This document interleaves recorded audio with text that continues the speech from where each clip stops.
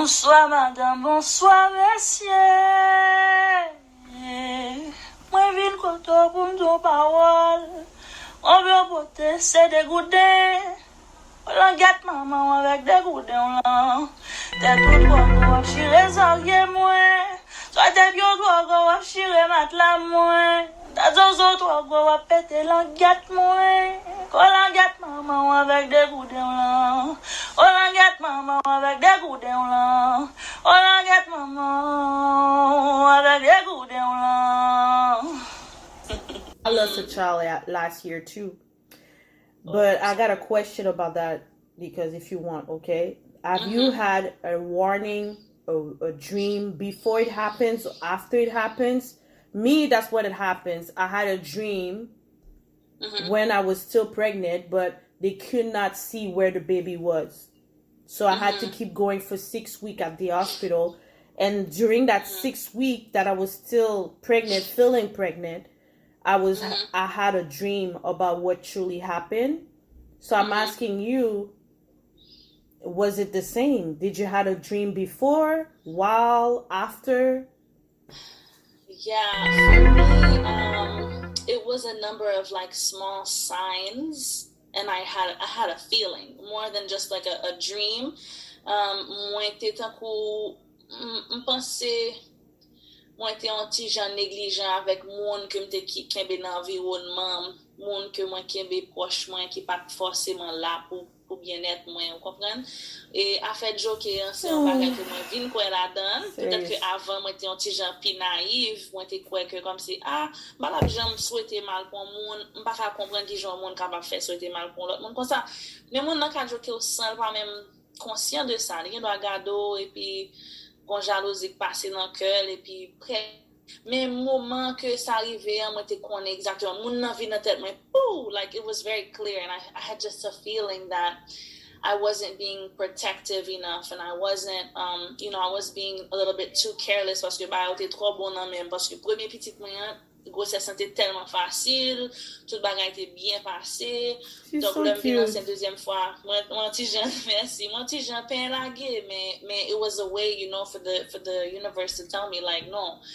Faut qu'embêger, faut caléger, faut toujours prêt, faut toujours protéger tête ou nettoyer la caille, nettoyer l'environnement, nettoyer monde qui dans cercle comme si vraiment faut qu'on conscient de gens de bagages ça surtout les enceintes leur porter un petit monde c'est pas un temps pour just n'importe comment donc je pense me senti depuis le commencement me senti que un bagage qui était off et moi pas écouter le tout et puis des fois faut que nous apprendre pour nous temps d'intuition pour nous écouter tête nous et puis pour nous vraiment pour nous faire tête nos confiance parce que ça c'est l'esprit qui parle avec nous tout là que nous gagnons un type premonition or a little feeling or a little thought it's not to be ignored we're really supposed to take those things seriously so yeah but chaque bagage fait pour raison and there's always I don't know an explanation down the line and maybe more will come or did you know but I try not to let it. Did you know the gender of that child? Or you wanted to keep it as, I don't want to know, it's just when I give birth, I want to know? Yeah, I know. It was a boy. Yeah, I knew beforehand. And yeah, I think that it was a learning experience because I know people who've lost children and who have let that dominate their lives for years and years and years. I met one woman last year, right after I had the miscarriage, she was sharing with me that she was still healing 17 years later after having lost twins, I think it was. So maybe it was like a really big, loss for her. But mes amis 17 ans plus tard, it's like, wow, moi pas souhaité pour me quitter ça, pour me quitter ça dominer, moi voulais apprendre le son et puis moi voulais continuer vivre parce que on toujours bien des bagages qui arrivent dans la vie, ça juste fait partie de l'expérience là. Mais nous pas supposé courir pour ça, nous pas supposé peur pour ça, nous pas supposé pas faire expérience pour ça, nous supposé vivre la vie nous et puis Jean bagaille passé, nous juste nous prenons janvier and we prepare ourselves, and do things differently because if we keep repeating the same patterns, obviously we won't get different results, so we have to just, si m'ta enceinte, mwen pense m'a fait différemment, you know. Thank you for sharing that experience, because I know there's a lot of women going through that situation. Perdu Simone, going through hell, trying to maintain a certain lifestyle. After that, me, I won't lie, it was pretty hard on my shoulder. I was discouraged. I tried again with that guy I was with, and I lost it again. And I was like, you know what? I think God doesn't want me to have a child right now. And maybe with that guy, and I accepted, you know. But the message I could send to people that's going through this type of experiences is to accept it, because there's nothing you can undo. Mm-hmm.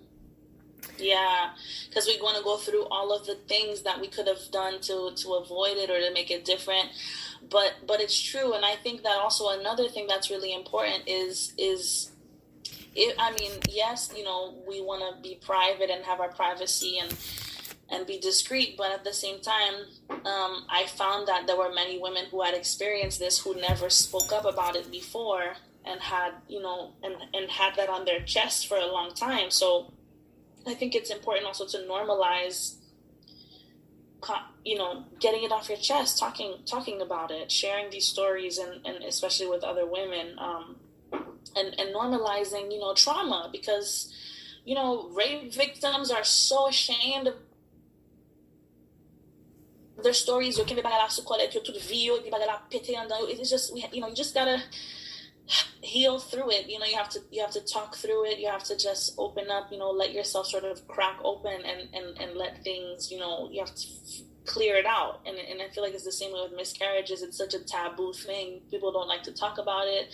They're embarrassed or they feel like ashamed. But it's crazy how many women have experienced this. I found out so many women that I knew had that experience, and they never even told me. Like, they have several kids, but in between the kids they had like 3-4 miscarriages, and I'm like, mes amis, 3-4, imagine moi font seul là, moi senti comme si the world is ending. But imagine for someone who's carrying that weight of like having had several, it's unbelievable. So pense c'est important. Et puis surtout dans la culture haïtienne, nous pas parler avec une autre, nous pas parler de émotion, Everything, it's a failure. Like, if it's not normal, it's a failure.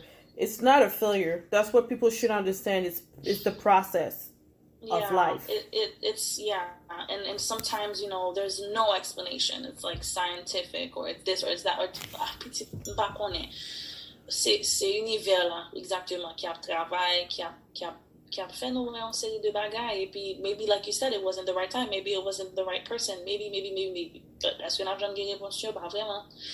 Donc nous obligés juste quitter loi yo, faire travail yo, j'aime dire loi yo plus grand, loi yo plus fort. Et puis m'pa penser que y a faire rien comme si qui pas non pour nous, you know. Everything is in divine order. I've heard something recently about spirits. They said that spirit comes on earth 17 times, 8 times a woman, 8 times a man, and the 17th one, that the 17 same spirit coming on earth decide whatever sex it is, okay? And I was wondering, is it like possible that the spirit that comes into your child or into yourself, it's more than a decade, more than 2 centuries, and you have a certain ability to see certain things or dealing with certain things that cannot be expressed or described? Do you think that certain things that come up, you said? Yes. Let's say you have a daughter, right? Your daughter's name is Loa. Loa or Loa. Let's say she's a child. Her spirit is like 123 years old. But she only have 2. She's 2 years old right now. Bon. 2. So let's say she has that level of age. But do you think that it could be possible she is like the 7th time of a spirit that came on earth? Absolutely, yeah. If you mean like in a sense, yes. 100%. Some spirits, are here. They're younger than others, and you can tell.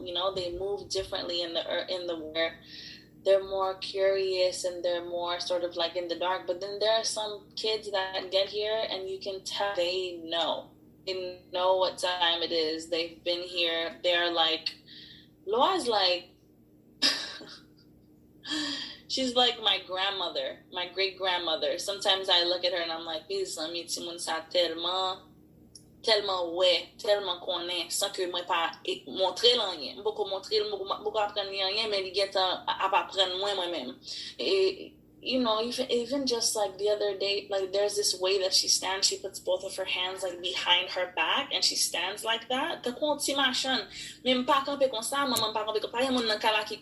So there's no one that she saw standing that way, but she just naturally, stands like with comme si deux mains dans sleeve. And I'm like, what is this? So I believe in, and also about the sexes of the spirits. They say that spirits don't have any gender, that they're genderless, but I believe that the best way is can be fluid. If we embrace the masculine and the feminine of ourselves, then we can be complete human beings. Because sometimes we need softness, and sometimes we need that that fire, that ogu, and so that's why I was saying earlier that it's not just one spirit that walks with you. It's sort of like similar to the chakras. Like you have all these different spirits with different attributes and different tendencies that work with you, so that you can tap on them at different times in life when you need them, male or female or neutral. So yeah, I definitely I believe that a spirit returns and recycles itself in over the years. Absolutely. And here's my last question for you to end the interview.